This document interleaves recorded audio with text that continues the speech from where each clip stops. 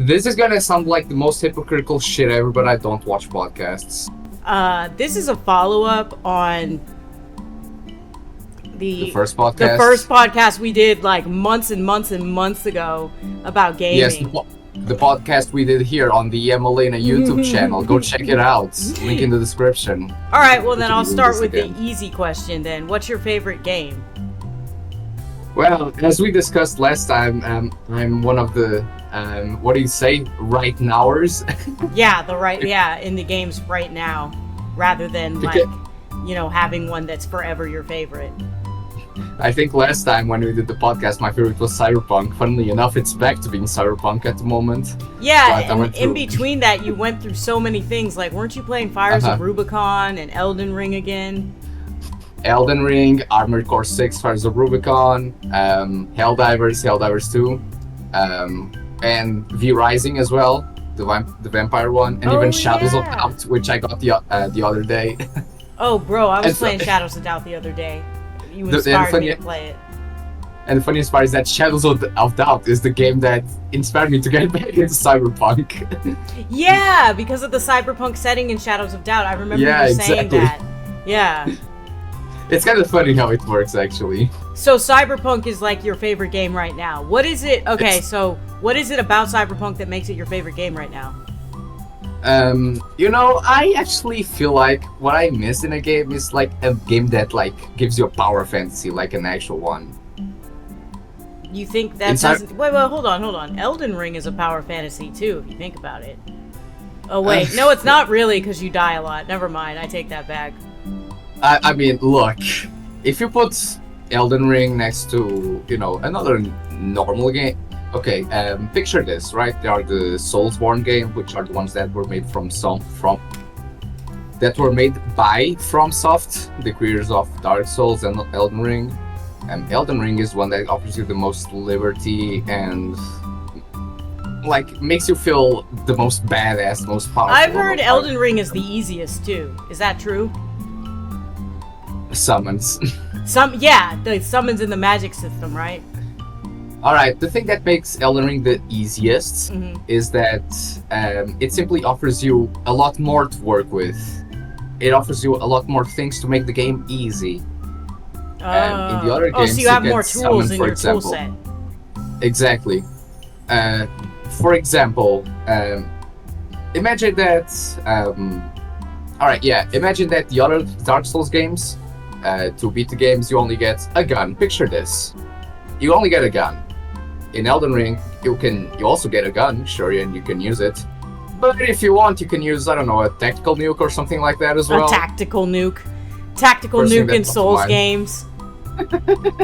I liked Bloodborne because Bloodborne had a gun in it. But just to say that even though you can play Elden Ring with, if you make full use of everything that Elden Ring gives you, yes, it will be the easiest Soulsborne games. And there's so many people who refuse to use all the tools given to them because they have something to prove. And then they cry about the game being too hard. Well, the game's not easy enough, the game's too hard, but it's like you refuse to use all the things that they provide for you to make the game easier. Exactly. And I mean, I get... Some people do want to prove their skill, because I get, not wanting, a buddy to fight with you. I get wanting to just be, you versus the boss, one-on-one.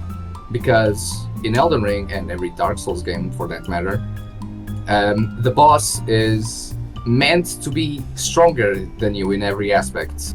It's bigger, it's faster, it's, it kills you in one hit, that sort of stuff. Harder, better, faster, stronger, you would say? Yes, like everything the Daft Punk better. Song. I don't know if you've ever heard that song. You might be too young to know that song. Oh, come on. I know what Daft Punk is. Jeez, I'm 20, okay? Yeah, but that song came out when you were born. I'm not even kidding. No, before you were born. Harder, Better, Faster, Stronger by Daft Punk. And yeah, Harder, Better, Faster, Stronger. Kanye actually sampled that for a song, and then a bunch of people were like, Daft Punk ripped off Kanye, and I'm like, no, that's not what happened. Oh yeah, that looks enjoyable. I'm on keto, so I can't have stuff like that. So I'm just like staring at you eating that donut right now. Oh, I have a question. Okay, this was the second question on the list. What's a All gaming company that you trust? Or do you trust any gaming companies? That's actually... Alright, for example, one that I don't know how to answer this, man, because all of them They're kinda all suck in some huge aspects. corporations. They're all soul-sucking corporations that are out for money at the end of the day. Let me give you an example. There's the question was gaming company. So in the case of Helldivers 2, the development team that made the game is Arrowhead Games. And I like them a lot, and I think they do care about the community. But the producer is Sony. Yeah. Yeah, so it's hard to trust Sony. Yeah. Oh. And so it's kind of hard to say, because it's not just saying that I don't like a company. I need to also think about, the other companies attached to it, the publishers mainly, because those are the ones putting the deadlines on the game. If I like the game for what it is, I will credit the developers. But I also have to think about the publishers, all that stuff. Fair enough. All right, so the next question is, what's a gaming company you don't trust? Oh, go ahead. Thoughts on Konami? Where to start? Where to start? Well, you mentioned Sony, as far as the publisher goes. I really don't like Sony, actually. I have a PlayStation 5 that I'm looking at right now, and it has no games, like Pyro says. Because everything you can get on fucking PC, except for Stellar Blade. Basically. Yeah, which is why I'm leaning a lot more towards PC, because maybe it's just because games aren't made for consoles as much, but I feel like the selection is so much more limited in comparison. It is now. Nowadays, console games are a lot more limited than they used to be. It used to be different, yeah. Oof. But one that I don't trust, I'm gonna just put it out here. I don't like Bethesda. I don't know. I think Bethesda is like... Look, I like Bethesda games, and I say this without shame. I like Bethesda games. I like Fallout. I like... yeah, who doesn't like Fallout? Everybody loves Skyrim, Fallout. The Elder Scrolls. Yeah. But why do I like these games? It's the modding community. Like, I feel like I don't like Bethesda as a company, but I love the games they made because the community is solid. It really is. A lot of people love Fallout, but they don't like what direction it went in eventually. Yeah. Like Josh played New Vegas, right? And then afterwards he played Fallout 3. Like he played them out of order, I guess, because Fallout 3 came out first, right? Yeah. It was Fallout 2, and those two games, Fallout 1 and Fallout 2, were made by a different company. Yeah, I know. Josh showed me the original Fallouts, and they were really hard, actually.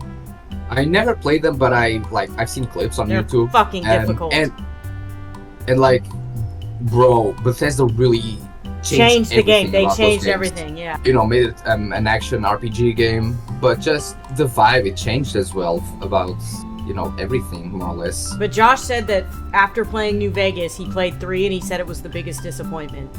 Like, he said it was just so disappointing, like he didn't like it at all. So there you go. And then people say Fallout 4 was trash, right? And then Fallout 76 is also trash, according to people who are Fallout fans. Let me give you my opinion. Fallout 3 it does not go above serviceable. I'm gonna be honest with you. I don't think it's a bad game. I think it is decent at everything it does, but it doesn't stand out really. Yeah. Like, the gameplay is okay, the story is okay, everything about it is just uncomfortably okay, See, the thing that I didn't like about Fallout New Vegas is the thing that I also liked about it, right? And it was that every single decision you make is morally gray. You know what I mean? Like, it doesn't matter if you try to do the right thing, you're still gonna end up fucked up. You're still gonna end up hurting somebody or doing something wrong. And every group you join has something wrong with it, something wrong that they do. And I've heard that the Fallout TV show changed a lot of the lore and changed a lot of, like, what It changed a lot of stuff. I don't. Yeah. I don't like. I really don't like when people like take those liberties. Like, oh yeah, this thing actually happened, and these guys are actually, like this, that sort of stuff. Tangent, but that reminds me. Have you heard about the Halo TV show? Halo, at first it was, I think it started as a. Wait, no, it started as a game, and then they made a book about it. A book about the game, right? Yeah.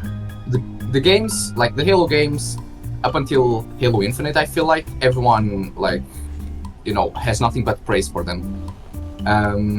The books, I have not read them. For the Halo TV show, the writers, they said that they did not play the games, they did not care for the games, they only focused on the books. Because apparently that's being intellectual, like reading, not gaming. And it's actually depressing. So it's that bad, huh? Not only is the production value bad, but because it is bad, but I don't know, it just deviates so much from Halo, from what it is, what it stands for. Wow, those donuts are so fucking good. My ass is on keto, so I can't have nothing like that. So I'm just like jealous watching you eat these donuts. I'm just over here seething and coping. Womp womp. I'm a donut cell right now. Dally, let me ask my next question. What attracts you to a game? What is it about like a game that first of all, let me ask you about Cyberpunk. What is it about Cyberpunk? Gosh, this shirt is so huge on me now. Like, geez, I think I lost some weight since I originally bought this shirt. Well, that's nice. Yeah, I bought this back in Alaska, back in like 2016, and I was fat in Alaska because there's nothing to do in Alaska but eat, and that's it. Jesus. Yeah. 2016 was 8 years ago. Can't believe this. My God. Yeah, it was 8 years ago. So, what attracts you to Cyberpunk? What is it about Cyberpunk that you like so much? There's many things actually. I'll start with the main things that I'm looking for in a game, and I do mean a game that I can fully dedicate myself to. First, and this goes to every single game I play, is the gameplay. The gameplay needs to be good. The game needs to feel good. Like, when I play the game, I need to enjoy what I'm playing. The controls need to be good, the mechanics need to be good. Even if they're simple, like, they just need to know what they're going for and execute on it properly. I think Cyberpunk, is really good at that. It's a very action-packed game, and it gives you so many options with, the actions you can make. You can slow time, you can... Oh yeah, I saw you doing that the other day when you were playing. Yeah, you can slow down time, you can shoot people in the head, like, left and right, you can reload, like, super fast if you kill a bunch of people. You can, like, throw grenades everywhere. You can turn into an actual tank. Like, you could... Look, it's a game that lets you turn into a cyborg. Like, yeah. What limitations are there? Yeah. And, I'm still salty about buying that fucking game and it being broken when I bought it. I'm still salty Get about over that. it. Why would I get over it when I gave them $60? $70? I don't remember. It was a lot. It was a lot of bucks. They've taken care of all the glitches, but I really don't like it when companies like release broken games and then fix it as they go. Yeah, me neither. Yeah, it's so fucked up. Fucking annoying. Yeah, it's something I disagree with, but then again, I think everyone and everything can be redeemed. Like, it's not that, like... It's not like a bad release killed anyone or anything. I mean, maybe it killed your my wallet, soul. I don't know, it killed my wallet and my soul. Where was I going? You were talking about what attracts you to a game, and I asked you specifically Cyberpunk. Yeah. You were talking about gameplay. Which, so by the way, I think gameplay is the most important thing in a game. They're called games for a reason. It's in the name. Yeah, it's in the fucking name. Like, make your gameplay fun. That's what happened with Concord. Not only was the character design ugly in Concord, but the gameplay was generic and unfun. So please don't use that word in this beautiful podcast. I'm sorry. I apologize for bringing up that piece of feces. What can I say about Concord? It wasn't a good game. The gameplay was inferior. The characters were uninteresting. It was meant to fail. See, I didn't play it. I just saw people. It was in an oversaturated market as well. Like, it did not offer anything like new. And most of the and games like in that market are free. Like Valorant Exactly. and Overwatch, they're free. Exactly the price tag. Like, it was meant to fail. No, I was actually going to mention the other thing I like about games. Other than that, it's also the story of the game. Like, the world that revolves around it. That's So what gets me too. So the world building. Yeah, like, I think a game needs to be in a good setting as well. That's why you must Make like. it That's another reason memor- why you like Cyberpunk so much, because I know the world Mhm. building's really good. And also Helldivers, but for different reasons. Helldivers just looks fun and engaging. Like, games need to be engaging and they need to keep your attention. Yeah, I love the gameplay of Helldivers so much. And I love the world building as well, because it's funny. Helldivers is... Okay, I wasn't gonna say clearly, but there are some people who don't think it's satire. That It is. it's really Satire. weird. No, it's really weird because in America you'll get like right-wing stuff in your feed if you watch a lot of Helldivers stuff. No, but it is like the textbook definition of satire. I mean, it's based on Starship Troopers, which is also... yeah, satire as hell. I'm doing my part. Do you think gaming has helped you in any significant ways? Oh, fuck yeah, it has. Oh yeah. Well, for starters, my depression, yeah. I don't know, I feel like games allowed me to connect. Is it right to say that they allowed me to connect in a way that people don't let me connect? Yeah. Because I can kind of put myself in the shoes of the character I'm playing, or try to insert myself in the world they're in. And I know there's a lot of talk about shifting and whatnot, you know, thinking really hard, and you know, suddenly you're in your favorite anime world, but... Okay, those people are just insane. Like, no, I think that the people who believe in shifting just don't know what imagination is. And Yeah, they're so brain rotted all- from TikTok that they don't understand what imagination is. Yeah. All respect to you, but it's called having an imagination, okay? Yeah, exactly. Like, it's just your imagination. You're not actually in a different universe. Oh, what's your favorite character in a game? Do you have a favorite character? Like, if I think about every single game I played, if there is a favorite character ever... Yeah. Oh, that's actually a hard one. That is a hard one. I have two. And Go ahead. they're both from my two favorite games. You know, my two favorite games are Nier Automata and Death Stranding. So my Yeah. two favorite characters are Sam Porter Bridges and 9S. So very opposite Yeah. characters in a way, but also very relatable. Actually, yeah. Yeah, I grabbed a Diet Dr. Pepper. Oh, nice. Yeah. Cherry. I wanna have Dr. Pepper someday. You've never had a Dr. Pepper? Is that what you just said? Yeah, they don't sell them in Portugal. That's At least weird. never seen one. Well, actually they do, but it's one very specific place. Oh yeah, so I asked you what your favorite character in a game was, and you had a hard time coming up with one. And I still haven't really come up with one. I mean, do you like multiplayer games or single-player games better? I lean a lot more towards single player. Me too. I mean, look, depends on the game, of course. For example, Helldivers sucks, like if you're just playing by yourself. Yeah. But then there's other games that I feel like single-player games convey a story much better. They convey a story much better, and also you get a more meaningful experience out of them. And also they allow you to be a lot more liberal with your activities as well. Like, because to avoid, you know, things going too crazy, multiplayer games often need to regulate what you are actually capable of doing. Not only that, but your actual effect on the world. Like, Yeah, single-player games don't single-player usually suffer from that. You're never gonna get, like, Death Stranding is technically kind of a multiplayer game, even though you never see the other players. You just see their structures in your world. Yeah, But that's like, really interesting though. yeah, it's called a Strand type game, but I'm like, I feel like Dark Souls came up with that idea where you like, it kind of seems borrowed from Dark Souls a little bit.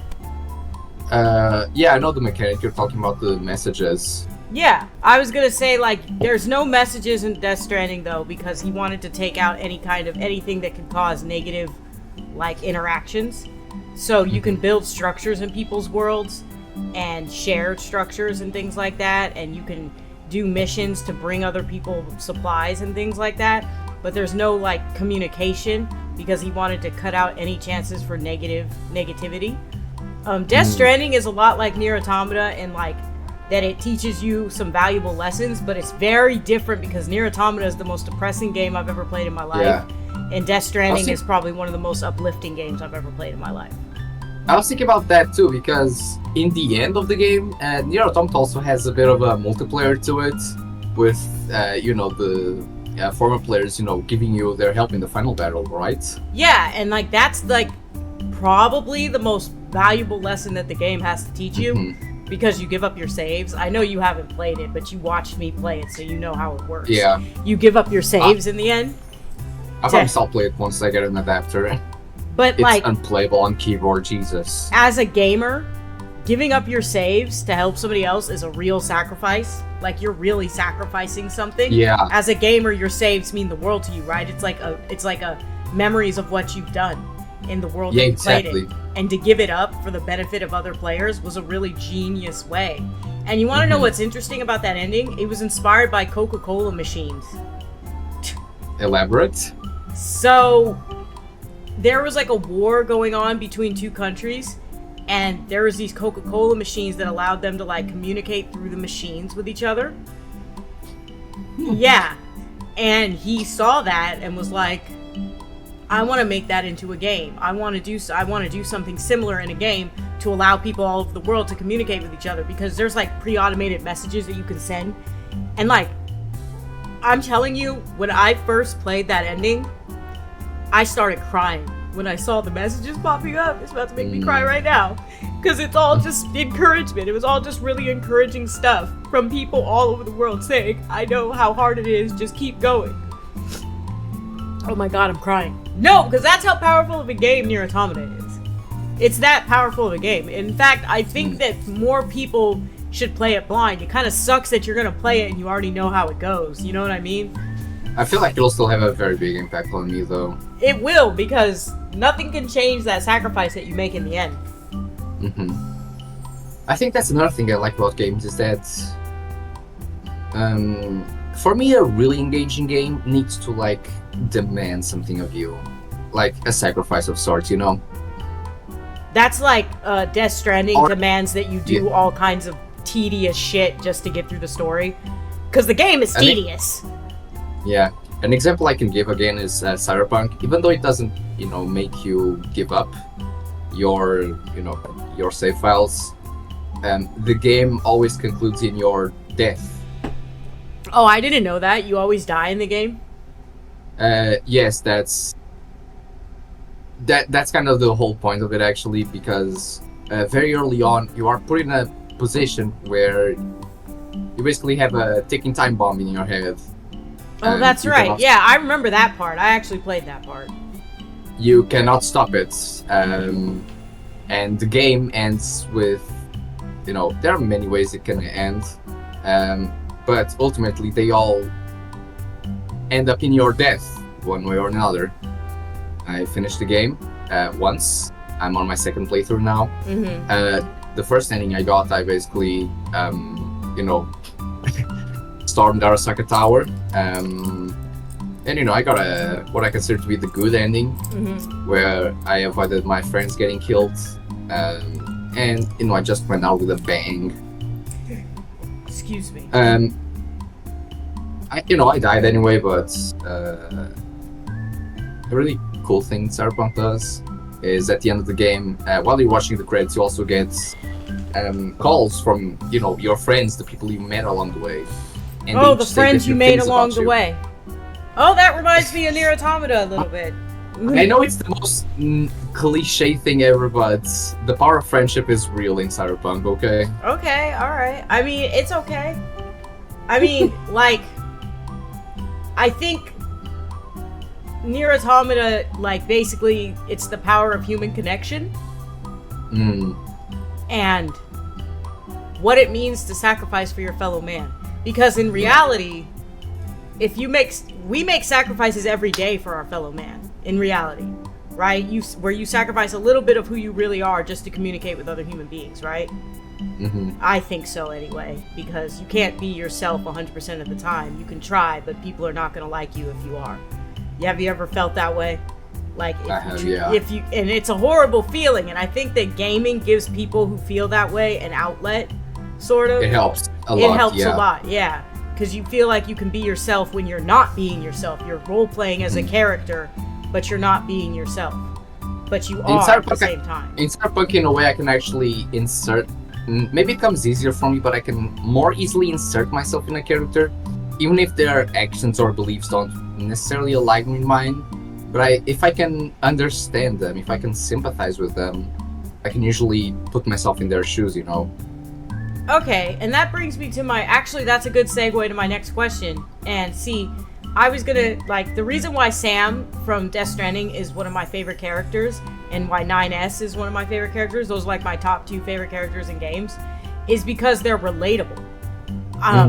They say that people who like Death Stranding are the same kind of people who would do what Sam does, right? And that's very true, because I would sacrifice for the greater good if I had to. Even if I felt in my soul really scared of having to do it and I didn't want to, I would make sacrifices for the greater good the way that Sam does, right? And the reason why 9S is so relatable is because he's just extremely human. Like, especially when his downfall in Act 3, when he just turns hateful and revengeful and stuff. I'm like, that's just really human. And also how much he lies to himself as a character. He, like, knows that he's lying to himself because he has to do it to cope. He has to act like machines have no consciousness and no feelings because he has to cope for all the crimes that he's committed. You know what I mean? My favorite trope in like gameplay and fiction and that sort of stuff is when the machine, the androids, the AIs act a lot more human than, you know, actual humanity. Yeah, right? What is a character that you relate the most to in gaming? One specific character, or you could give an archetype if you want. Because I'm thinking about V from Cyberpunk. V is the main character. Yeah. And like, actually relate to him like a lot. V is a guy that he wants to make it big. He wants to be remembered, to go out with a bang, or, well, at least he does after he gets told that, you know, he's gonna die. And I guess that's kind of a wake-up call for many people. It was for me. You know, feeling like my life can end at any time. It made me think that, you know, I want to make something of it. I want people to remember me. I want people to think about me after I'm gone. That sort of stuff. That's like a main focus of my life, because I always want I want to be remembered after I die. Ultimately, what my heart tells me is that I want to, you know, make an impact on this world. I want to make an impact on the people I care about, the people around me. I think that's why you're a writer. Yeah. Writers want to make an impact on the world, but, you know, and you can't necessarily make an impact in other ways, but writing can actually change people's whole world, right? It's an outlet. And also I can Go ahead. So there's this quote from Charlie Kaufman. Do you know who Charlie Kaufman is? He's a director, a film director. Rings a bell, but in your writing, be honest with who you are. Say what you can, because maybe someone will relate to that. Maybe someone 500 years from now will relate to what you said, and they will feel less alone. I feel like art is... art in general, I think, is the purest form of humanity, I feel like. It is, and like, by the way, video games are art. Some people still deny that. Some people still deny that. Is Concord art, Elena? It is. It's just bad art. It is. It's just really bad fucking art.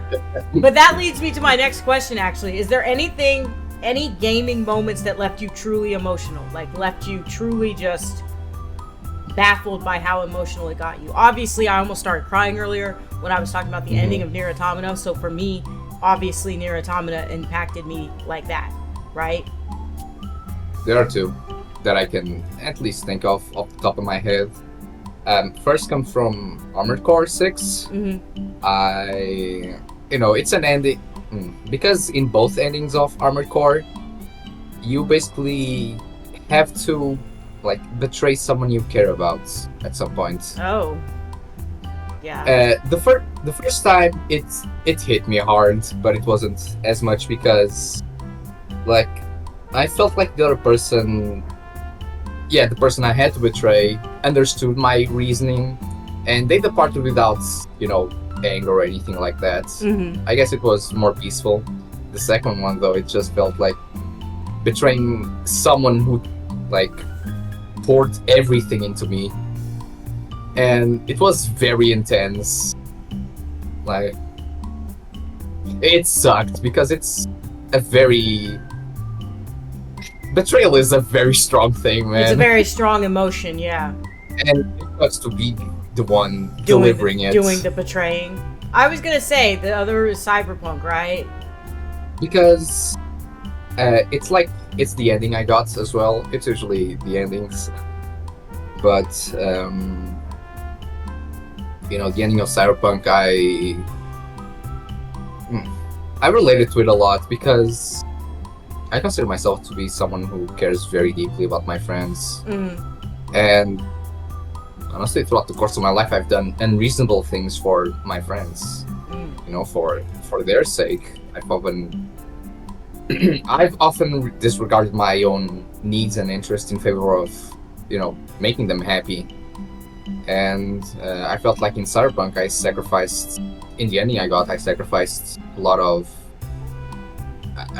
myself for, their sake. I mean, you sacrificed your life too. Yeah. I listened to the little guy in my head, the little terrorist in my head. We did our thing together. It was cool. It was badass. And in the end of the credits, I get to hear like everyone like send me a message saying that they want to do shit with me, that they want to, that I mattered, Yeah. that I was real. And I guess that hit me, that they called me, that they said what they said. I guess it made it feel like more worth it that, I did for people who really genuinely cared about me. That was maybe it's because of my personal life experiences, but just knowing that, I made people happy, people that cared about me happy. That was good. Yeah. I mean, like, Death Stranding did something similar, where the ending, like, after you finish doing everything, you realize you saved it. The power of friendship is real in Death Stranding, for reals. Like, you want to talk about, that whole game is about the power of friendship and human connection, right?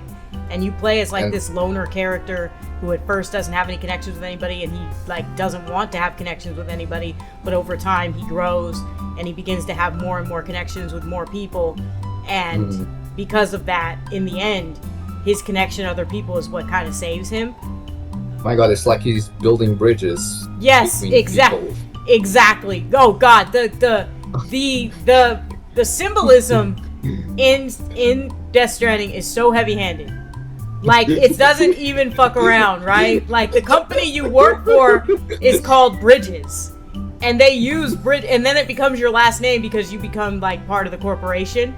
So it's like it's Sam Porter Bridges. It's a description of what you do. Porter is somebody who delivers something. Bridges is someone, well, he's building bridges. He's working for Bridges Corporation, building bridges and making connections. And you go around connecting knots. I'm not even kidding you. There's these cities called Port Knot City, and you connect the knots. And it's just like so heavy-handed, it's not even funny. Subtlety was never Mr. Kojima's strongest asset. No, he never has been really subtle about things. So we kind of already touched on this, but gaming, have you grown as a person thanks to gaming? I have, yeah, for sure. Jesus. Gaming has taught me stuff that normal people, like, couldn't, honestly. Bro, same.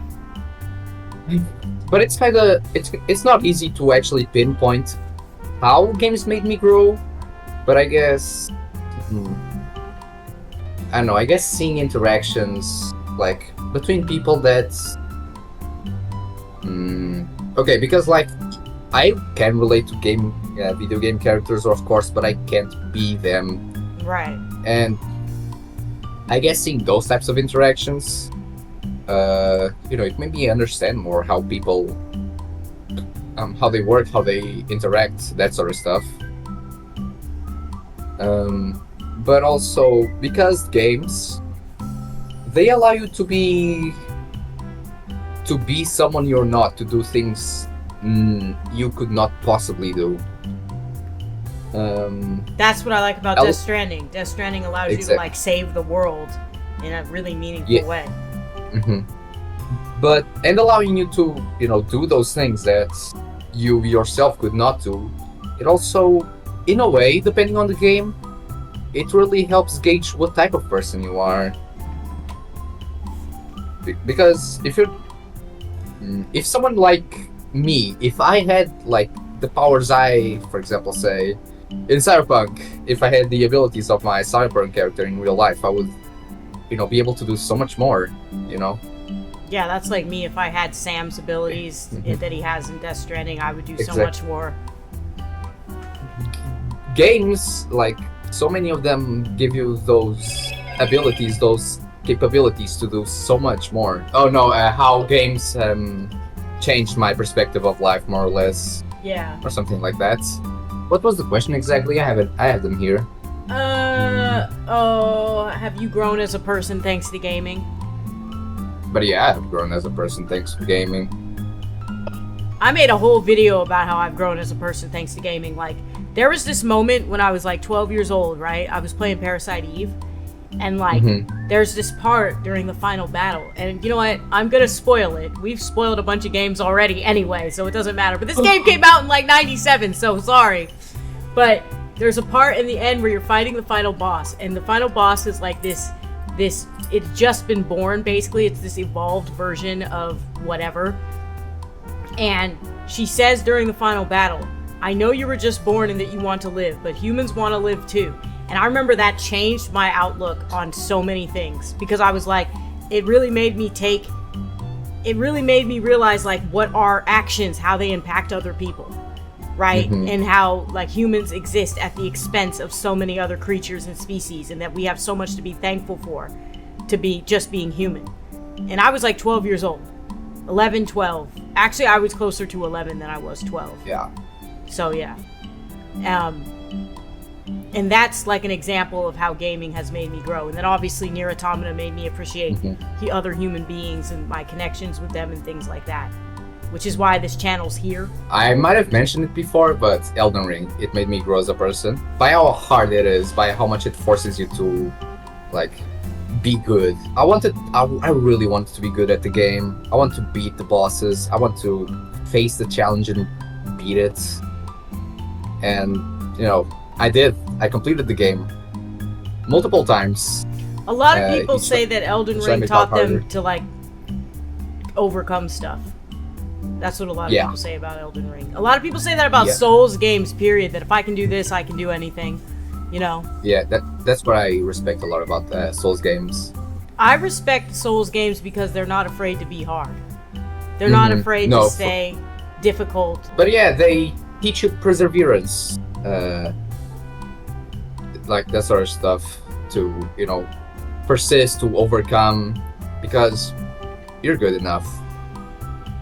It takes practice, it takes multiple attempts, and you might need to be stronger than you currently are, but you have it in you to beat the challenge, I really respect From Software, or FromSoft. I call them FromSoft. What do they call it? From Software?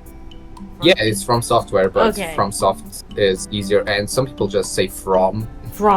I respect them as a company because they're not afraid to, like, no matter how much backlash and criticism they get, they're not afraid to keep making extremely difficult games.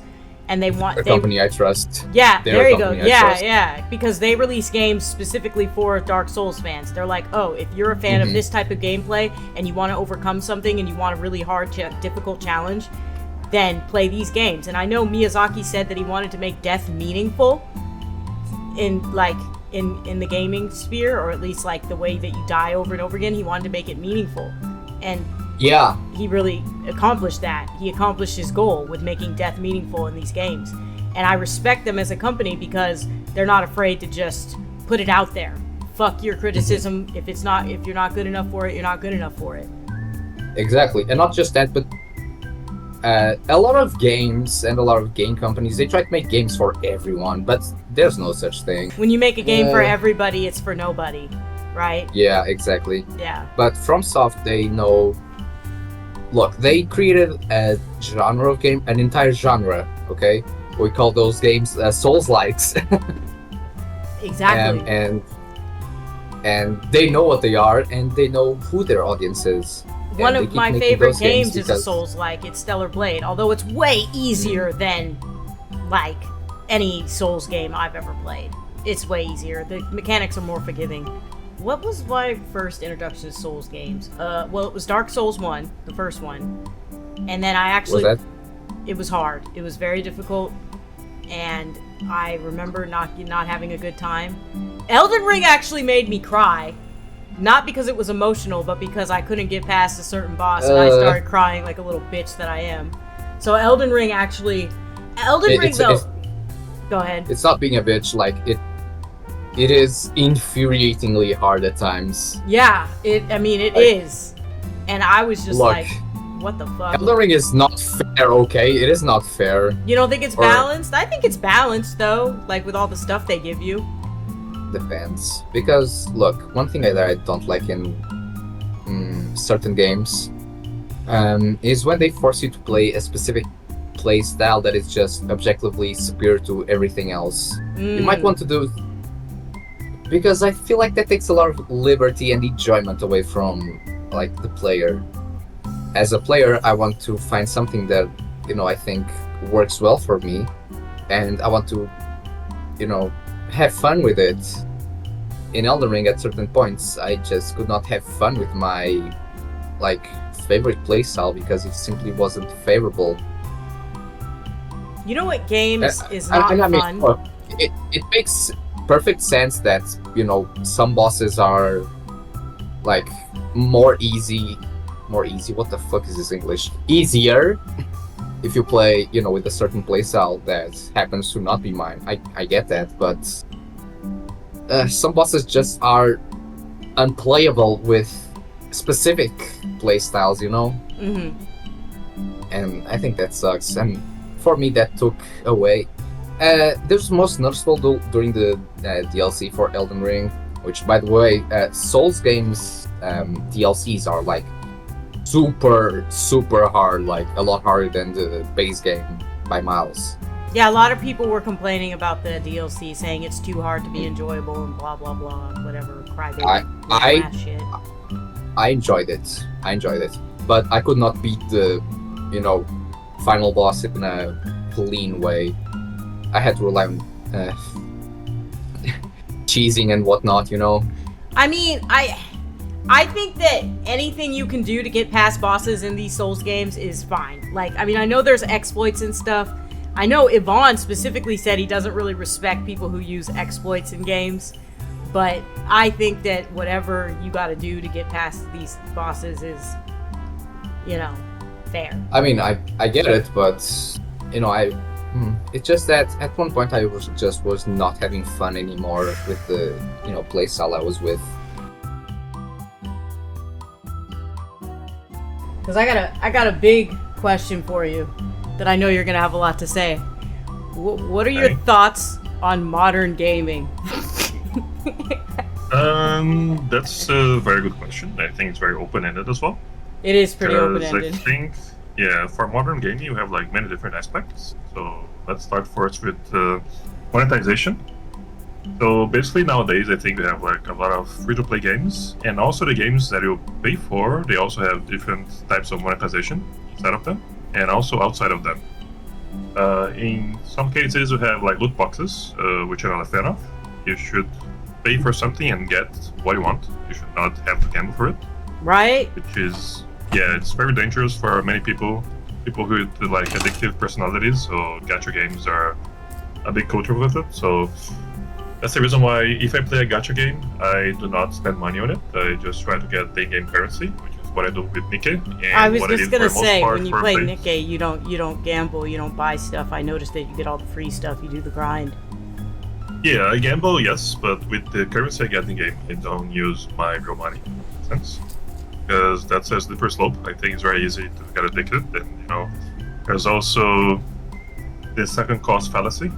So you think like, okay, I already spent $100 trying to get these items, so I'm gonna put another 50, then keep going. Then you do the same thing again if you find something else that's gonna be interesting for you, or if you need it, or if you like the character design, etc. So it's really not a good thing that we have nowadays in gaming. But now the other options for monetization are cosmetics. So cosmetics, I think they're fine. Like they're not something that you actually have to get. It's not something that's gonna make you win the game. It's not gonna make you better. Just gonna make your character prettier, maybe. Maybe you're gonna show a bit more of your personality online to other people. Maybe not. Maybe you just want to support the game as well, which is valid if it's a free-to-play game.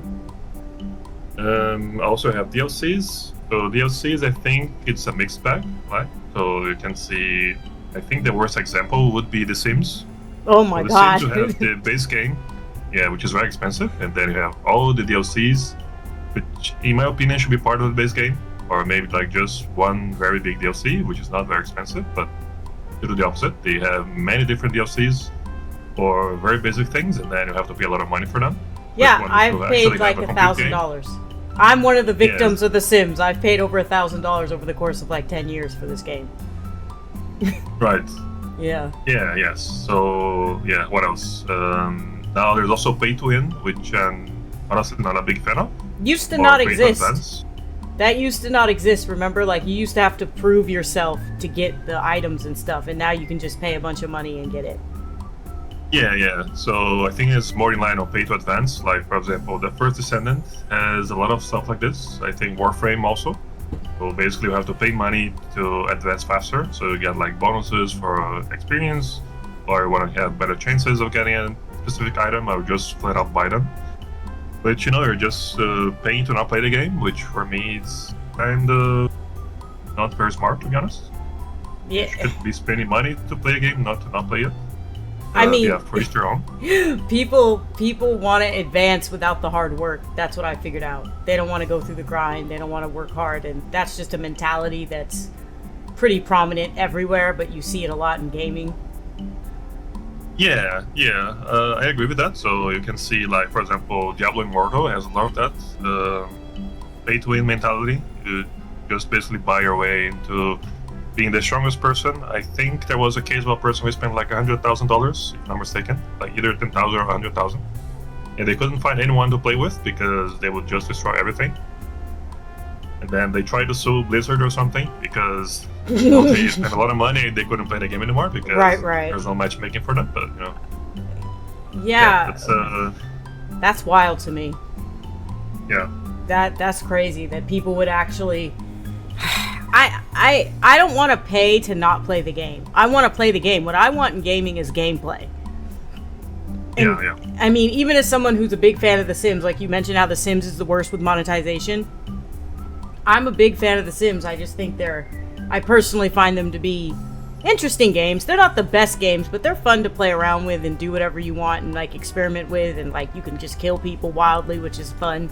But like The Sims slowly got worse over the years. Like The Sims 1 had very limited DLC. Sims 2 had a lot more, but the DLCs were worth the money. Sims 3 had tons and tons of DLC, and that you could arguably say the DLCs were worth the money, at least most of the DLCs for The Sims 3. And then Sims 4 rolled around, and they just removed a bunch of base game, like, things that were in the game previously, and then they started charging you for it, and then on top of that, the expansion packs and the stuff packs and everything were minimal. They didn't give you much, and you had to buy them in order to make the game interesting. And like for a while, I was like addicted to buying these DLCs because I wanted new content, right? And that's how they get you. Remember you were saying the addictive personality thing? Like The Sims does that too. They get you because you're addicted to buying new content because you want more stuff to do in your game because there's nothing to fucking do. The Sims 4 is really bad at that, but the reason why I kept buying the DLC was because I wanted more gameplay. So it's wild to me to think that somebody would pay for less gameplay. That's a wild ass concept to me, and I don't get why you would do that. Yeah, right. So yeah, people just want all the advancements, all the achievements without putting in any effort. So that's it. And what I find strange is that, like, on, let's say, the case of First Descendant, I see many gamers just look bragging that they can just buy the characters or buy the items or whatever with their money, and then they call people who don't want to do that broke. Yeah, they call them brokies. Okay. Like Andrew Tate shit. Yeah. You're brokies. Yeah, I mean, if you don't like the nature of the game, which is like grinding and, spending hours to get something, then why are you playing it? Just to brag about it, that you have money to pay for things? I think a lot of people... spend your money with other things instead. I mean, yeah, but I think a lot of people don't understand that, like younger folks don't understand that gaming used to not be like this. Like, remember how hard games used to be? Remember, like, you had to actually have talent and skill to play games back in the day. And I'm not downing young gamers. I'm not trying to say, like, oh, you guys suck. You guys aren't good at games. No, they are good at games. It's just that gaming used to be... This is a controversial opinion, but gaming used to be, like, gatekept by the fact that there was a certain skill level you had to have to do it. And I feel that gaming being super popular right now has actually watered down the goodness of games. Now, that's a controversial opinion. A lot of people don't like that. I've mentioned that to people before, and they've been like, that's elitist, that's gatekeepy. And I'm like, well, I think okay, Dark Souls is a good example. I think Dark Souls needs to be gatekept because it's like, it's for a certain subset of people, and if you're not in that group of people, then you have no business playing it, really, right? Yeah, pretty much. So yeah, that's right. So that's one thing that I also don't like about modern gaming. It's like the difficulty cap. They're just reducing it for everything, and then also like all the microtransactions possible. And I think gamers should just vote with their wallet, spend money with things that you like. Do not go and start buying DLCs or loot boxes or whatever for a game that you're putting yourself with like hostage of. Exactly. Just because you have other people who are playing and then you want to do it as well. That's why I stopped buying DLC for The Sims. I was like, fuck it, this is ridiculous. I need to stop. You know what I mean?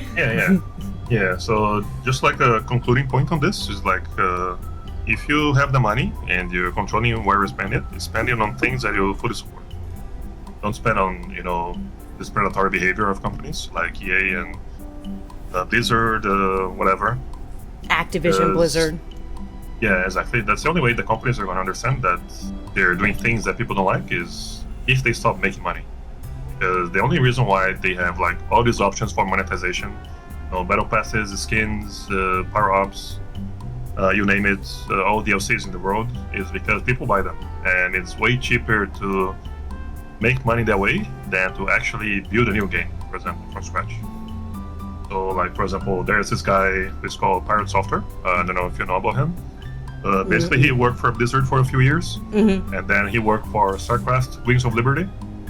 And basically, the first microtransaction item that he put in World of Warcraft, which was like a horse or something, it's like basically got more revenue than the whole StarCraft 2. So you can imagine that. Just like something that would take a designer maybe like a few hours to make, just made Blizzard more money than a game that took like a few years to be complete with a whole team. That's like, how Konami like fired Kojima for wasting their time and money, which from a business aspect, I guess he did waste their time and money. One of the reasons why was because they were making $1 million a day off of a monetized phone game. And and the thing is that was predatory as fuck, by the way. These companies figured out that like they can just make a fuck ton of money off of like basically people's gambling addictions. And I find that to be extremely fucked up, because that used to never be a thing in gaming, and now it's so normalized that when people think of gaming, they think of monetization, loot boxes, they think of massive amounts of DLC. This has just become the norm with gaming. But like, you remember when gaming used to just be you bought one game, one fucking time, you played it, and any extras you got them through doing extra things in the game. Like Silent Hill's a good example of this, right? Yeah, definitely. Like Resident Evil as well. Yeah. Just buy the game, you play it like Resident Evil 2. You play one time, then you unlock a different route. Play again, and then a different character. Play one more time, because you can play like 4 times Resident Evil 2. You like a different path. That's so yeah. Josh played the remakes over and over and over again, and I think that anything you can play over and over again, like how I've played Stellar Blade 3 times now, is worth the money.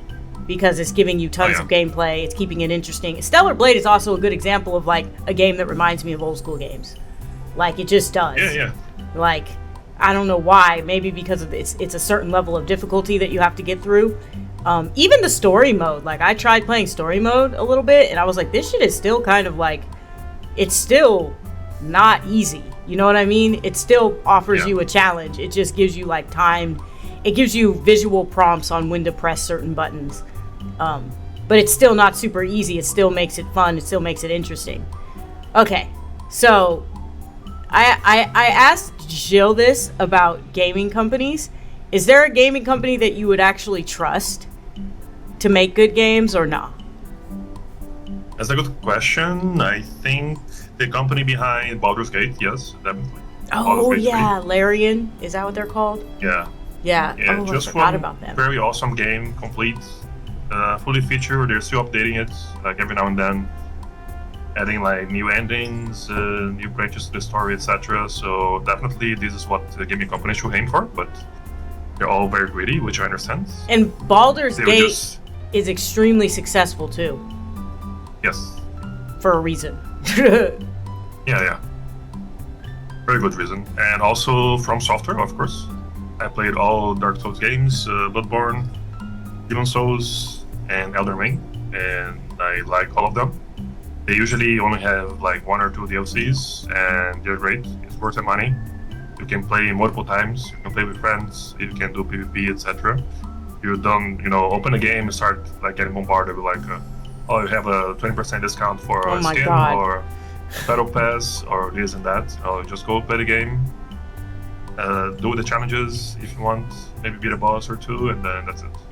I wish I would have gotten more into Baldur's Gate. I actually played it for quite a while, and I don't know why, but I got bored with it. But I'm a very specific type of gamer. I get bored with all kinds of stuff. But I think the problem with Baldur's Gate 3 is that I was not used. I like turn-based battle. I was not used to using the environment in turn-based battles. Like, I wasn't used to that at all. And I don't play D&D games either, so like I don't know, but like I recognized it for a good game. Like I could see that it was a good game. You know what I mean? But I just kind of was like, not for me. But that's how you know a game is good though, when you know it's not for you, but you still recognize it as something great, right? Yeah. Yeah. Yeah, definitely. So for me, Baldur's Gate was Game of the Year. Did the release. Yeah, Baldur's Gate 3. For Elden Ring. Yeah, those are my 2 picks. Speaking of Game of the Year, I think that Stellar Blade's gonna get shunned at the Game Awards. Just because they have this like habit of like not going with what gamers actually like. I wonder if it's gonna actually get nominated. I don't think it will because of the controversy, because sexy girl in game not good or whatever. I don't know. I wonder about that. It should get nominated, of course, because it's a very good game. It's a fully featured game. You unlock things, unlock costumes, you do all sorts of stuff. It's a very good gameplay. And I think people should, stop overanalyzing things, especially if the media is not for them. Because basically, if you even look at the difficulty of games, as we were talking before, not every game is for everyone. We have different audiences. Exactly. The same thing, we have like different movies for different people, right? You're not gonna be watching a chick flick if it's something that's interesting you. So, yeah, right. Yeah. The same goes for games. You have different genres. Like you have games that maybe aim more towards men or people who are interested in the female figure in a sense. Yeah, so, of course. For them, it's gonna be a good game. Well, Then, that always reminds me of it's the male gaze, and I'm like, lesbians and bisexuals exist, bro. Like I don't know, like I love Stellar Blade. I love looking at her ass jiggle and her titties jiggle. Personally, I don't have a problem with that. But like this is the thing about Stellar Blade. If the gameplay wasn't fun, I wouldn't praise it the way I did. It's always gameplay first for me. Like the visuals are great. It's a visual medium, and so something can look amazing and still be bad, right? And you can give it points for looking amazing, right? But it can still be bad. but like they hit all points. They looks good. You got masterful jiggle physics, and the gameplay is hella fun. And it's kind of it's like an entry game for people who don't play Souls games. Like, I don't really fuck around with Souls games, right? So it's a lot more forgiving in its mechanics than a regular Souls game. And this is like, actually, I saw people criticizing this where they didn't like the gameplay. They didn't think the combos were good enough or whatever, because I don't know. They were saying Souls-like games are ruining the market. I don't know. I saw this in comment sections on YouTube. You know what I mean? And people will complain about anything, basically, is what I was getting at. I mean, if you say something is ruining the market, it just means that you don't like what other people like, and that's fine. No, just pay something else. Vote with your wallet. There's the money, so many games too. There's so many different genres of games. Like, for instance, I'm playing the boss rush in Stellar Blade right now, along with my third playthrough of Stellar Blade. But I'm also playing Cult of the Lamb. These are two completely different genres, right? Now, I play Stellar Blade for the difficulty because it makes me feel good about overcoming something, right? Cult of the Lamb, I'm playing that more for relaxing. Like, I just want to, like, relax, start a cult, do some crazy shit, sacrifice a few people here and there, and do some little bit of combat. And I think that, like, people don't... They want every game to be for everybody. And when a game is for everybody, it's for nobody. Concord is a good example of that. They tried to make a game for everybody with boring as fuck gameplay, ugly character design. They wanted everybody to play it, and nobody liked it. Nobody. So. Yeah. I'm not sure about Concord being for everyone, because I would definitely not play it. They wanted it to be for everybody, I think. Yeah, no. I don't think so. With the way they were, making the game, so let's go back like a few years. So 2006, Overwatch got released. Everyone liked the character, the design, etc. They were actually coherent. They made like backstories for them.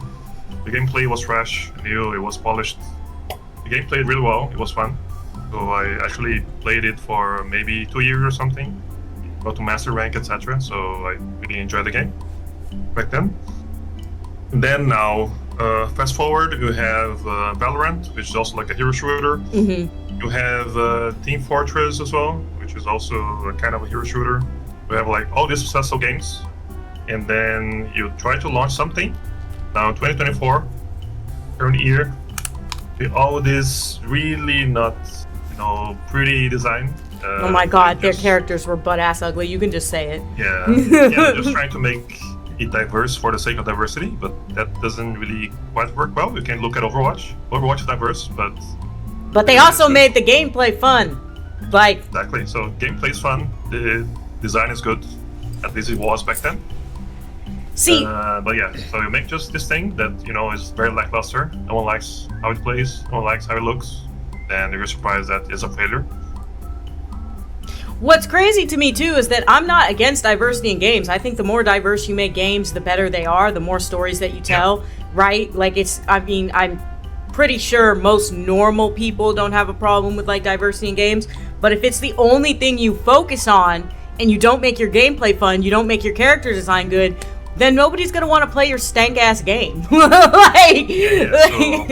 Yeah, that's the point, right? So if you make something diverse just for the sake of making it diverse, then there's not much point, right? Yeah, right. It's gonna be a soulless thing that maybe people are not really drawn to. And also, it's tokenism.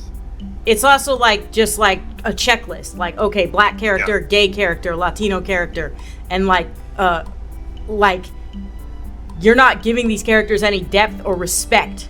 You're just like, oh, look at these brown characters we have. Look, we have a gay character, we have a non-binary character, but you're not giving them any good backstories. You're not giving them any respect or anything like that. And I find that offensive personally, because I'm like, as a person of color, I'm like, if you're gonna like try to be inclusive, why don't you give them the same respect that you give the white males that you make, right? Yeah. So but you see, like this model from 2006 now in, or not 2006, 2016. Yeah, I know what you meant. Yeah, it's it's a gamble that they should have not done, because it was bound to failure. I think they spent 8 years in development or something. Oh So my god, yeah. I think it was more of a case of second cost fallacy, you know? Yeah. Okay, we spent this much time making this game, so let's release it, but you should just cut your losses and do something else, to be honest. All they had to do was make it fun gameplay. That's all. Because the thing is people will deal with your butt-ass ugly character design if you make a fun game, right? That's all they had to do. They had 8 years to make this game fun, and they didn't. And it's mind-boggling to me because it's like, are you guys not? That's the problem with like a lot of like companies now. A lot of these devs used to be gamers, but they're not really gamers anymore. Now they're businessmen first, right? And so they try to make money first. And these aren't passion projects. Like, nobody put their heart and soul into making Concord. That wasn't a passion project. But then you look at Baldur's Gate 3. They put their heart and their soul, blood, sweat, and tears into that. And it shows. So, yeah, all right. So we got that question down. That's funny. That was about game companies you trust. Oh, yeah. Is there a game company you don't trust? Wow, that's like EA, right? Yeah. Blizzard, EA. Yeah. What else? Ubisoft. But for me, it's EA. I don't trust EA. I don't trust Konami either. Because of their Silent Hill, outsourcing Silent Hill and shit like that. And also just they want money over anything else. Konami doesn't have passion projects anymore. They have projects that'll make them money. Like, I don't know if you heard about Ascension, Silent Hill Ascension, but it's like the worst thing. Yeah. Oh my god, it's so bad. Have games ever taught you anything important? That's a very good question. I think probably yes, but I cannot think of anything in particular at this point. Fair enough. Yeah. How about, has games ever made you truly emotional? Any games out there? Yeah, I think the end of Dragon Age for me was very emotional. The first one. Oh, I never played it. Yeah, actually, Dragon Age is one of my favorite RPGs so far. But then I didn't like the way they continued the game, like Dragon Age 2, etc. The first one is really good. I should play it. Basically, yeah. So the first Dragon Age, the ending is like you getting acknowledged by everyone as a hero, and then you go there with like your comrades to defeat like the evil, etc. I don't remember exactly what it was, but yeah, for me that was quite interesting, and also the interactions with Morrigan, because I think for me, in the past, I think it was very similar to Morrigan in a sense, very logical and not very emotional, and that's something that you go through in a game. So as you talk to her, she learns to be a bit more emotional and understand your feelings better, even though she's still like very rational. Yeah. And I think her above everything else because she's basically a witch. And then you can kind of develop something with her, like romance her, and at the end she can like have a child. But then that goes to the other games. Oh, okay. Wait, I think I played Dragon Age Inquisition. I think. Is that what it's called? Yeah. I played a little bit of that. I was trying to buy. It's a funny story. I was trying to buy Dragon Quest, but I'm stupid.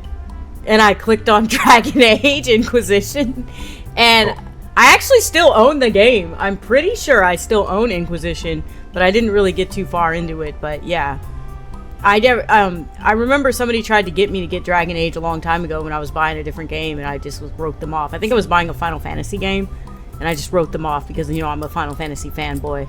But yeah, I should definitely play Dragon Age, the first one. Oh yeah. Okay, so that actually rolls me into the next question. I was going to say, is there a character you relate to most? But you basically just answered it. Yeah, so I think nowadays not really Morrigan that much. I think it was, for me, more of like similarities in a sense of, you know, we used to think the same things, right? So everything very logical, very cold, very arithmetic in a sense. Mm-hmm. But I think nowadays it's kind of a mixture, right? So some instances I feel like Kiryu is like me. Oh, yeah, you sound like him too. Yeah, like I think it's more of a kind of sense of justice and ownership, which is like something that I have deep within me. Doing the right thing and trying to own things so you can get things fixed. So yeah, that's something I do. Also, owning my mistakes, Oh, trying to be okay. a better person, etc. Yeah, right. Yeah, that's a big thing about Kiryu is he's always trying to be a better person. He always chooses the morally correct option over anything else, right? And Yeah. very respectable character. Did you know something interesting about him is that somebody asked why he's never been in fighting games, and I guess the guy who created the game was like, "Oh, it wouldn't feel right seeing him beat up women." And I'm like, yeah, that's true. yeah, that is true. Yeah. So would you say he's your favorite game character, like currently? Let me think. Because I think there are many game characters so far because of being a game bearer for over 25 years. Right. So I have to think about it. 'Cause, like when I was a child, I used to really like Sonic. I would like even like try to start running around, just trying to mimic Sonic or something. And then let's see, as things move forward, I'm playing PlayStation. Then on PlayStation, I really enjoyed the Matrix series. So I guess you could think of Neo or something like that would be also interesting. Because also the Matrix is one of my favorite movies of all time. It's a great movie. I didn't like the Yeah, sequels. I didn't like the second, third, or fourth one, but I did like the first one a lot. Yeah. And then on PlayStation 2, I really like Kratos. So the original Kratos, not the soft. I Kratos was of I was nowadays. just gonna say, not the soft Kratos, Yeah, right? Yeah. Yeah. Then let's see. Going from there, I like Ada Wong, of course. You can see it by my picture. Of course, yes. Yeah, but yeah, I think that's more of like an attractiveness perspective because I like her. Yeah, she's as just a woman. hot. She's just hot. Yeah. Yeah. Yeah, she's smart, independent, mysterious, also very physically attractive. So these are things that I admire. I like strong women. So that's. Imagine liking strong women. Because there are some people that are like intimidated by strong women, which is a very interesting thing I found out. But yeah. Yeah, no, because for me, you know, at least like when I look for a partner, I want someone who can actually be a partner, you know, not someone who's inferior or superior to me. If you can like give me common ground in a sense. You want to have a partnership, You know what I mean? an equal footing Exactly. partnership. Yeah, I get it. Exactly. Yeah. Not a mommy or a daughter. Yeah, right. What's your favorite game? There we go. That's a very good question. Yeah, right.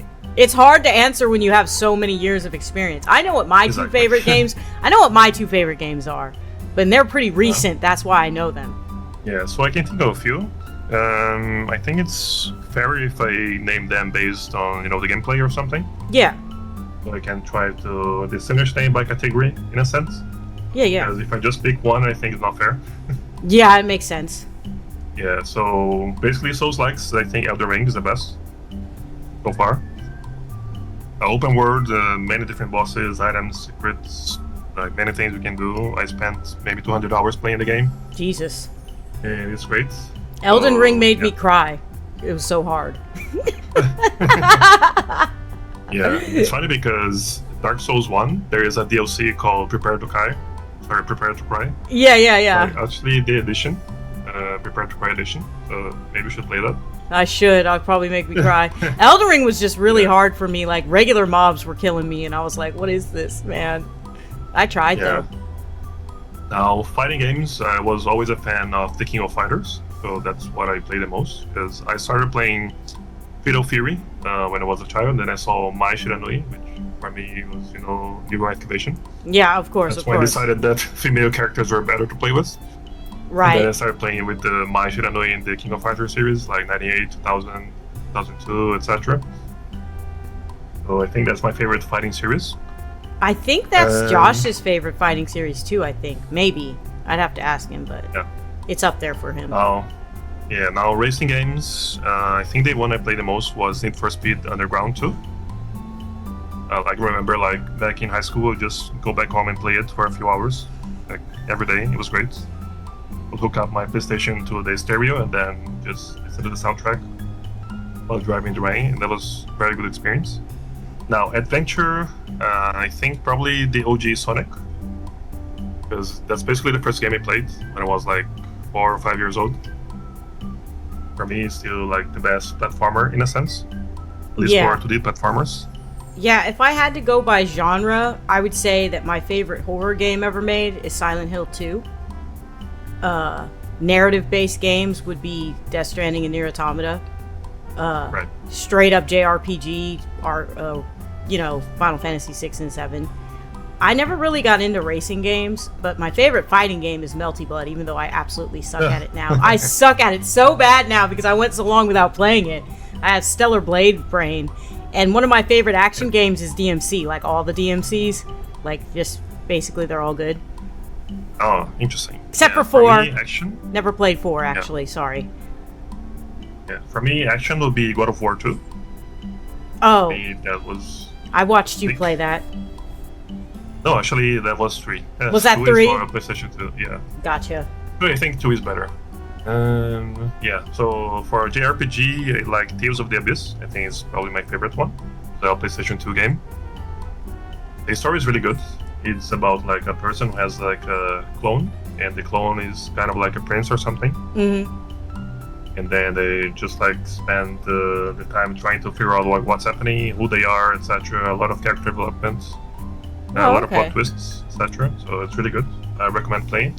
Yeah, I don't think it's a Tales game. I haven't played a lot of the Tales games. I played Tales of Berseria and Tales of Arise and Tales of Vesperia, I think it's called. I don't know. Yeah, Tales of the Abyss for me is the best one. I've never played that one. I should put that on my list, actually, Tales of the Abyss. Because Tales games always offer fun gameplay. Above everything, they always have really fun gameplay and the good stories behind them, usually. Yeah, so 4 remakes. Resident Evil 4, of course. Right. It's a very good game. Yeah. Resident Evil 4 kind of... Okay. So, I always have like a bone to pick with Resident Evil 4 because it changed every camera in horror games to over the shoulder. And I'm a big fan of fixed cameras, which is why Silent Hill is one of my favorite series. The first 4 Silent Hills are like my absolute favorite horror games. Silent Hill 2 is the top, then 4, then 3, then the first one, right? In that order is how I prefer them. But like the fixed camera angle in those games made them scary. It drove tension. It made you not be able to identify everything you were looking at, and it drove the tension.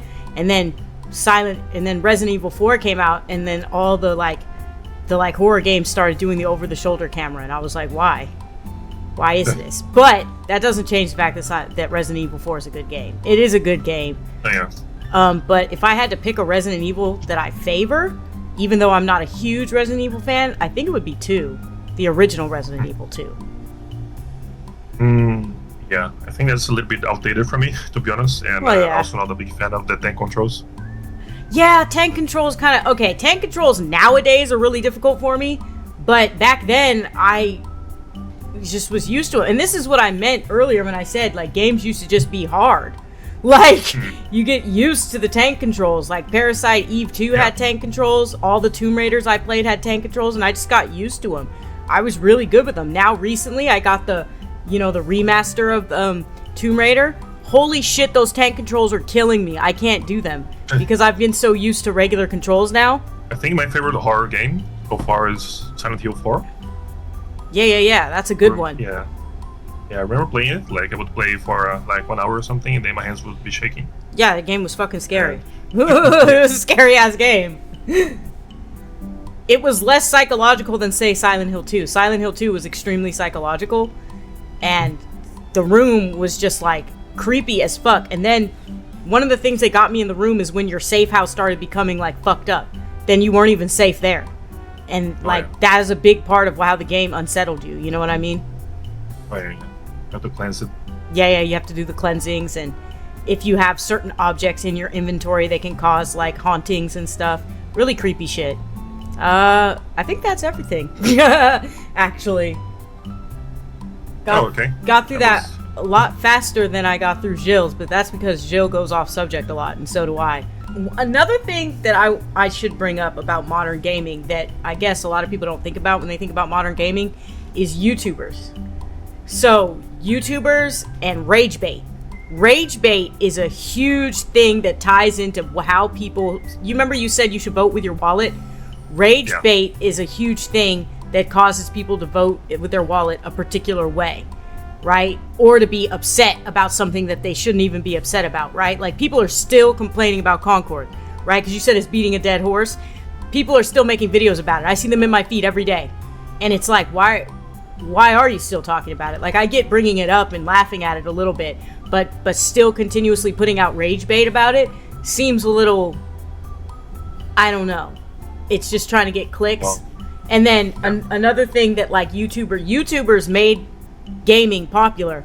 And I will go as far as saying that, like, certain streamers, not certain streamers, but streaming in general, and I'm saying this as a streamer, right? Streaming in general kind of fucking ruined gaming a little bit, because it opened the door for people who weren't ready for the challenge that gaming brings you to, like, start playing games. And this is where you get all the complaints that, oh, Dark Souls is too hard, games need to be for everybody, and blah blah blah blah blah. But yeah, just have like some additional points. Yeah, it's sure. Like about let's say body positivity in a sense, Oh, and unrealistic body standards. Yeah. I think that's not something we talked about. No. Especially if you look at Celebrate, like all these woke journalists like IGN saying that this is like an unrealistic body, etc. And then they show the model that they basically like 3D rendered. But yeah, it was a real woman that they used. Yeah. So you can't say that it's unrealistic. It's not unrealistic for East Asia. Like, Yeah, exactly. If you go to Korea, you're gonna see many women who look exactly like her, like, Hell, physically. So just watching those street interviews from Korea and Japan, I see women who look like her. Like, Yeah, exactly. yeah. I just think that woke game journalists, remember the one from IGN that was like, you know, she looks like a doll, and this was created by someone who's never seen a woman. Meanwhile, it was a woman who did her design, I believe. Yep. Right? Yeah. And so, and I'm not like anti-woke either. Like, I'm not one of those people that's like, oh, it's go woke, go broke. I'm not like that. Like I said earlier, I'm all for diversity in games, and you could call me a woke person. But like these game journalists, they're not gamers. They're journalists first, right? So, and they're pretty good at being journalists, I'm not gonna lie. Like, they're all right at that. But they're not gamers. They don't understand how to write a review for a gamer. Like, IGN had to do like 4 paragraphs worth of explaining why they were gonna do a review on Hogwarts Legacy. And I'm just like, you're a game review company? Just review the fucking game and stop feeding into the politics or whatever. Like, all you have to do is say whether the game is good or bad, talk about certain aspects of it. They don't know how to do that. They don't know how to, like, talk about what it is that gamers are looking for. Because, like, there's different things that you're looking for in different genres of games, right? And it's like, you should be reviewing the gameplay first, not whatever outside influences that you think are more important than the actual gameplay or the game itself. It's so stupid. Yeah, exactly. So just have to remember that these game journalists, they're just making the service to everyone, in most cases. They get paid by clicks, and they also get paid by production. So they're just gonna try to put the minimal effort possible in a game to try to maybe get an opinion or an article written, and then that's it. Doesn't mean that they're gonna try to enjoy the game, doesn't mean they're gonna try to learn how to play the game. That's why they hate Dark Souls and all the similar games. They're difficult because they cannot just go play for 5 hours, write a review, and then that's it. You have to, spend time learning how to play the game, to be the boss, etc., and they don't want to do that. They openly admit they don't finish games, too. They're like, well, I'm not going to finish the game. And it's like, what the fuck? Like, they're like, I could play for 10 hours and get a good feel. Not even 10 hours. Like, some of them say 3-4 hours. Yeah. And I'm just like, a game like Death Stranding, how are you good? You can't review a game like Death Stranding if you only played a couple hours. Because there's like... But one thing I will say about Death Stranding, there's this very popular saying about Death Stranding, that after 10 hours, it becomes good. And personally, it was good for me after the first, like, just hour, when the cutscenes stop and you actually start playing and you get familiar with the gameplay. I think that if it takes 10 hours for you to like a game, it's not for you. Like, a game is not for you. Like, and people are like, oh, well, it's really tedious at first until you get to the next map. And I'm like, the entire game is tedious. It doesn't stop just when you get to the next map. The whole game is fucking tedious. I don't know what, like, and it's game journalists who have said things like this, and it makes me think you didn't actually play the game. But yeah, that's a kind of a tangent. It's just something about game journalists that pisses me off. So. Yeah. Even like Celebrate the gameplay gets better. as you play, because you unlock new skills and different things, etc. New combat mechanics, and then just gets way more engaging as time goes by. So it's a similar thing. But the thing about Stellar Blade is it's fun right from the beginning. Yeah, but what I mean is that it gets better, right? So Yeah, if yeah, you yeah. just play it for like 30 minutes and then try to rate it, it's not going to be an accurate... It's not going to be an accurate, yeah. And like, these game journalists were too busy rating it on the looks of it rather than like the actual gameplay, so. Oh yeah, because how dare you be a lean person? How dare in you be 2024? sexy? How dare you have sexy jiggling butts? Yeah, you need to be overweight to be realistic. As an overweight person, I can tell you that, like, that's not what I want to see in my games. Now, this might be treading on controversial territory, but I'm overweight, so I can say this. I mean, even if I wasn't, Right. I would say it, but I don't want to see out of shape people in my games. Yeah, so that's also the narrative, right? So if you have someone who is like very athletic, just doing parkour or whatever, running 10 miles, doing tricks with a sword, you would expect them to be fit, right? So you have to see what fits the narrative and what doesn't. Also, like, these same game journalists, and I know other people made this point, but I'm going to bring it up anyway. These same game journalists that were so critical of Stellar Blade were completely praising Baldur's Gate 3, and you can fuck a bear in that game. Okay, and I know other people made that same point, but in Cyberpunk, all the sex in Cyberpunk, like, why isn't that a problem? But jiggling titties is a problem? And one of the arguments I saw was that they're like, oh, it just sexualizes the women and not the men. I'm like, so what? Like, who cares? As a bisexual, I don't care. Like, Yeah, I mean, it's a lead female game. Most of the, let's say, the Air Squad or whatever they're called, they're all women, so... yeah, like, You're not gonna make them ugly. it's a game for, I think, like, okay, I think it's a game for men first, straight men, right? I think. Yeah. I don't really know how Yeah. else to put that, but it's like, it's a game that's kind of directed at straight men. And there's nothing wrong with that, by the way. There's not, like, a lot of people think that's a problem. And I'm like, what's wrong with No. having a game for a certain group of people? Like, everything is Yeah. for a certain group of people. Like I said earlier, Dark Souls is for a certain group of people. And if you're not good enough to play it, like, as someone who's not good enough to play Dark Souls, I'm sitting here saying, that shit is not for me. Hell nah, that shit is not for me. Like I said, Elden Ring made me fucking cry. Okay? So, yeah. Yeah, like, who is watching Magic Mike? Who is watching 50 Shades of Grey? Yeah, like that. not me. Okay, first of And all, I'll if you're complain watching about if you're watching 50 Shades of Grey, you got bad taste, period. That's all I gotta say. All right. But yeah, like, Magic Mike is for straight women, right? Like, that's Yeah, for like- straight women. Yeah, Gossip Girl, why would I watch that? Not for me. Okay, that shit wasn't Don't for me complain either. about it. I'm very masculine in that I didn't like chick flicks and chick TV shows. Yeah, Yeah, so like, But I think there's also an issue, right? Because you see, like, the games that were aimed at heterosexual males, which Mm-hmm. are, I think, the most gamers by percentage. yeah, they're not most coming out gamers are anymore. straight males. Yeah, like Gears of War, for example. They don't have games like that anymore. Oh yeah, you It's were from talking Western about developers. this. That's because Yeah. Western developers have like an agenda to push.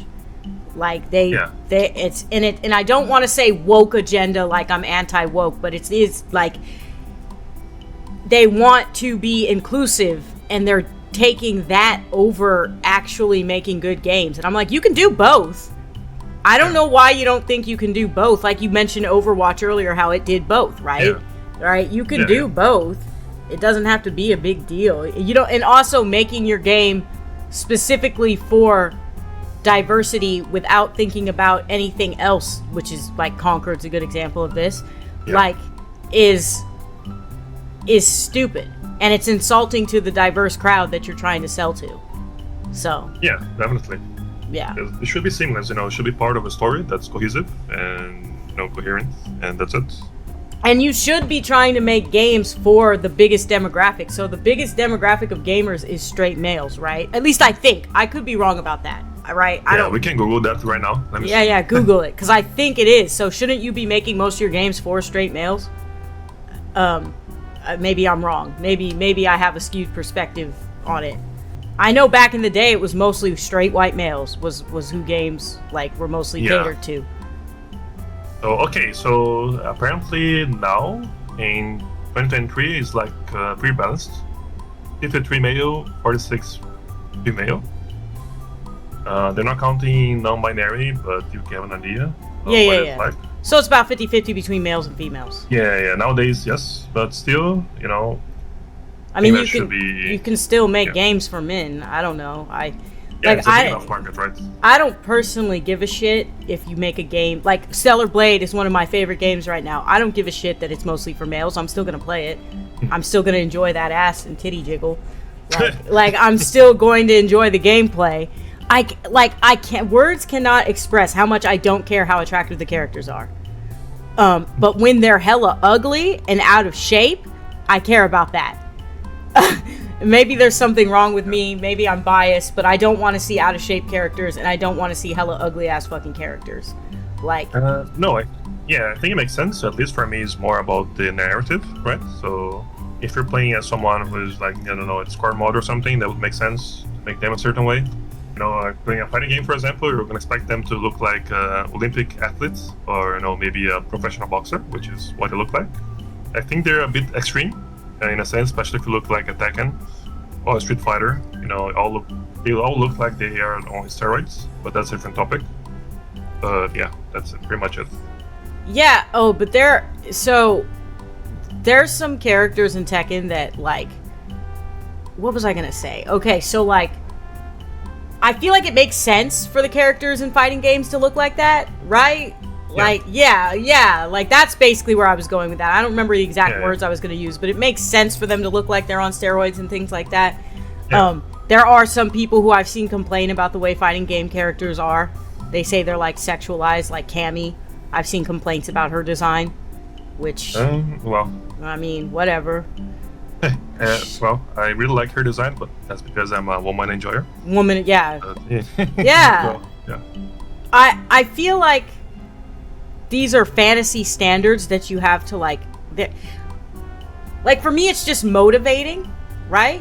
Like it's just like, oh, look at that person who's in really good shape. If I actually put my nose to the grindstone and work out consistently and eat right, I can maybe achieve something like that. Now I know I'm not going to look exactly like Cammy or like Eve, obviously, but I can look better than I do. I feel like the fantasy is there as something to try and strive for a little bit in life.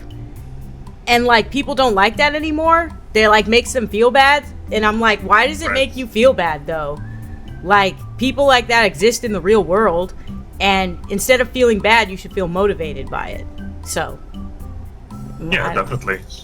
Also, that is one thing that I want to point out too, is that a lot of the complaints are about female characters, but you never see the complaints about male characters. I think it's interesting how different your answers are from Gilles. But then again, Gilles' a talker like me, so we went on tangents a lot.